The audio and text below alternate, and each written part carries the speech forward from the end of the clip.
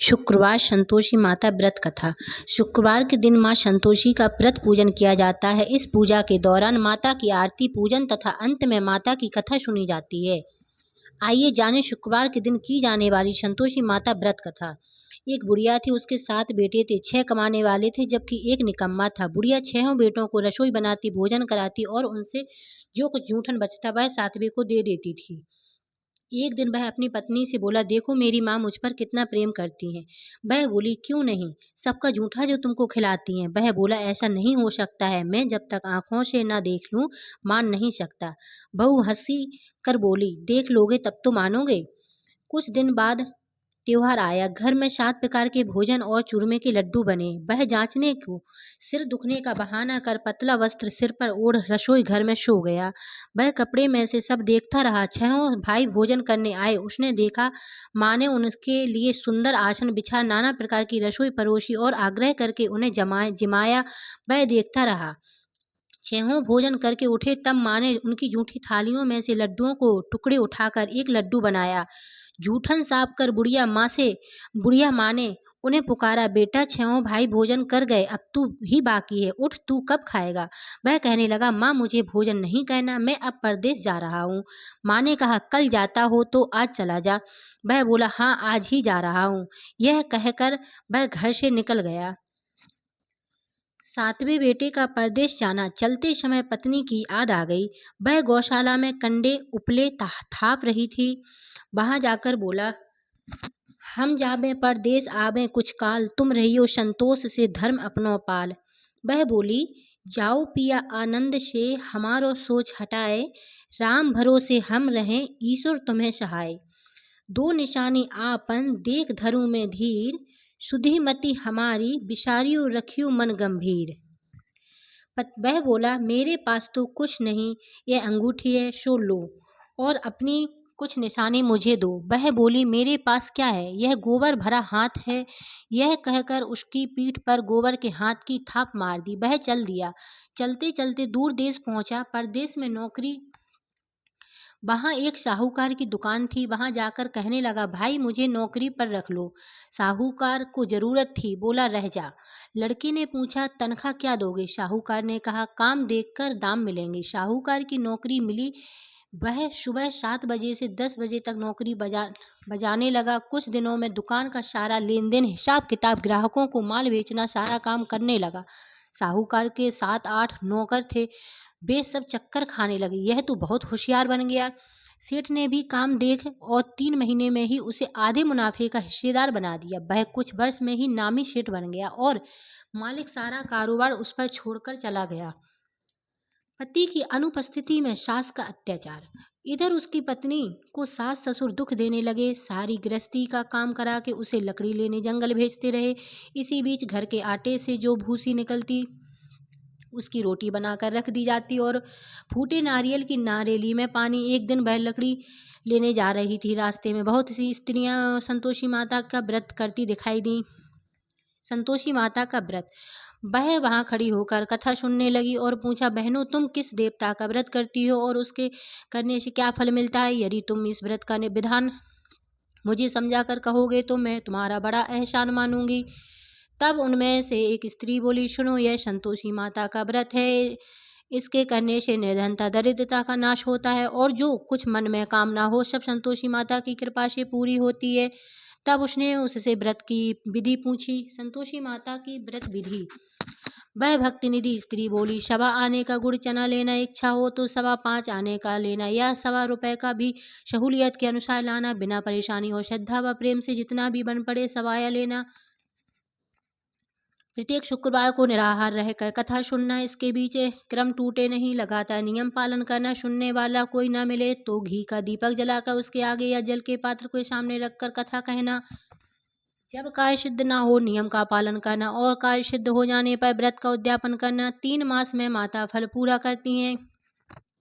यदि किसी के ग्रह खोटे हों तो भी माता वर्ष भर में काय सिद्ध करती हैं। फल सिद्ध होने पर उद्यापन करना चाहिए, बीच में नहीं। उद्यापन में 2.5 से सेर आटे का खाजा तथा इसी परिणाम से खीर तथा चने का साग करना। 8 लड़कों को भोजन कराना। जहाँ तक मिले देवर जेठ भाई बंधु के हों, मिले तो रिश्तेदारों और पास पड़ोसियों को बुलाना, उन्हें भोजन करा यथाशक्ति दक्षिणा दे। माता का नियम पूरा करना। उस दिन घर में खटाई ना खाना। यह सुन बुढ़िया के लड़के की बहू चल दी।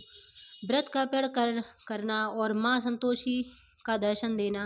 रास्ते में लकड़ी के बोझ को बेच दिया और उन पैसों से गुड़ चना ले माता के व्रत की तैयारी कर आगे चली और सामने मंदिर देख के पूछने लगी, यह मंदिर किसका है?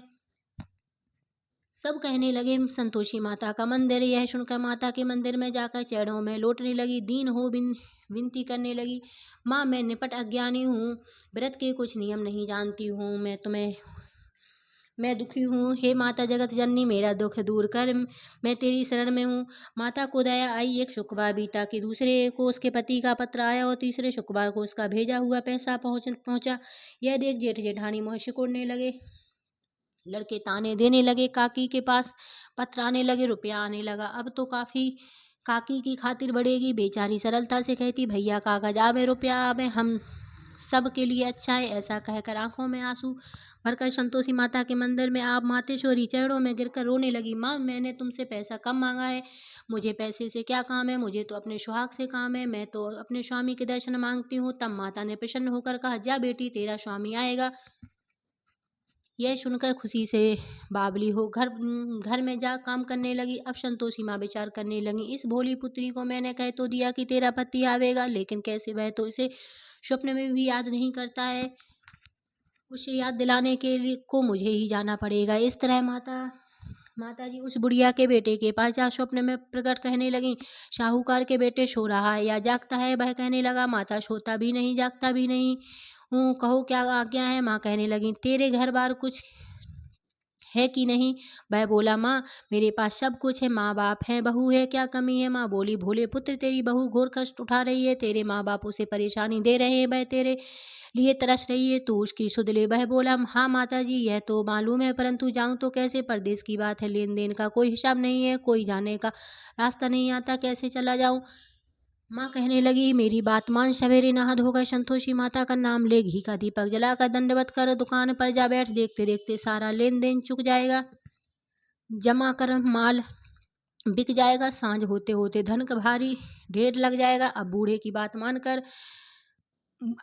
बात मानकर वह नहा धोकर संतोषी माता को दंडवत घी का दीपक जला दुकान पर जा बैठा। थोड़ी देर में देने वाले रुपया लाने लगे, लेने वाले हिसाब लेने लगे। कोठे में भरे सामान के खरीदार नगद दाम दे रहे, सौदा करने लगे। शाम तक धन का भारी ढेर लग गया। मन में माता का नाम ले चमत्कार देख प्रसन्न हो घर जाने के वास्ते गहना कपड़ा सामान खरीदने लगा। यहाँ काम से निपट तुरंत घर को रवाना हुआ। उधर उसकी पत्नी जंगल में लकड़ी लेने जाती है। लौटते वक्त माता जी के मंदिर में विश्राम करती। वह तो उसके प्रतिदिन रुकने का जो स्थान ठहरा। धूल उड़ती देख वह माता से पूछती है, हे माता यह धूल कैसे उड़ रही है? माता कहती है, हे पुत्री तेरा पति आ रहा है, अब तू ऐसा कर लकड़ियों के 3 बोझ बना ले, एक नदी के किनारे रख और दूसरा मंदिर पर व तीसरा अपने सिर पर। तेरे पति को लकड़ियों का गट्ठर देख मोह पैदा होगा, वह यहाँ रुकेगा, नाश्ता पानी खाकर माँ से मिलने जाएगा।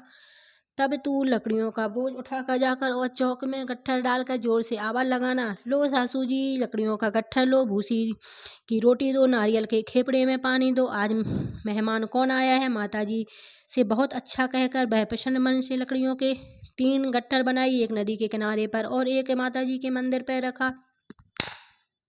इतने में मुसाफिर आ पहुंचा। सूखी लकड़ी देखे उसकी इच्छा उत्पन्न हुई कि हम यहीं विश्राम करें और भोजन बना खा पी कर गाँव जाएं। इसी तरह रुक कर भोजन बनाकर विश्राम करके गाँव को गया। सबसे प्रेम से मिला। उसी समय सिर पर लकड़ी का गट्ठा लिए वह उतावली सी आती है, लकड़ियों का भारी बोझ आंगन में डालकर जोर से 3 आवाजें देती है, लो सासू जी लकड़ियों का गट्ठा लो, भूसी की रोटी दो, आज मेहमान कौन आया है? यह सुनकर उसकी सासू बाहर आकर अपने दिए हुए कष्टों को भुलाने हेतु कहती है, बहू ऐसा क्यों कहती हो? तेरा मालिक तो आया है, आ बैठ, मीठा भात खा, भोजन कर, कपड़े गहने पहन।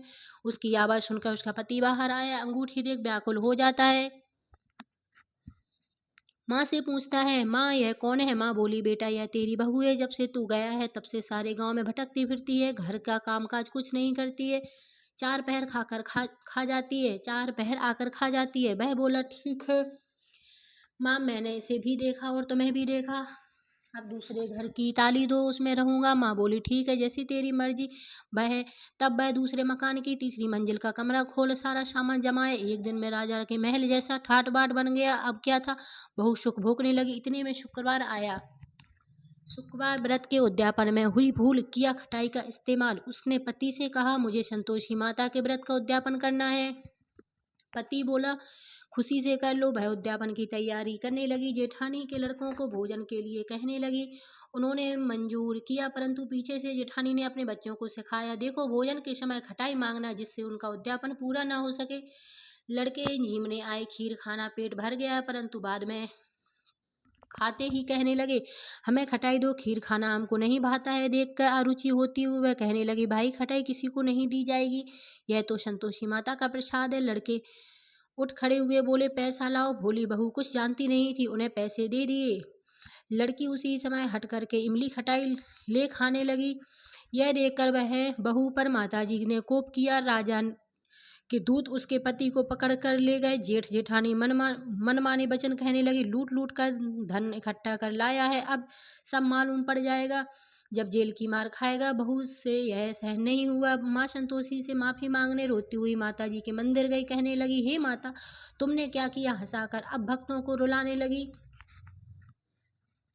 माता बोली, बेटी तूने उद्यापन करके मेरा व्रत भंग किया है। वह कहने लगी, माता मैंने कुछ अपराध नहीं किया, मैंने तो भूल की है, लड़कों को पैसे दे दिए थे, मुझे क्षमा करो, मैं फिर तुम्हारा उद्यापन करूंगी। माँ बोली, अब भूल मत करना।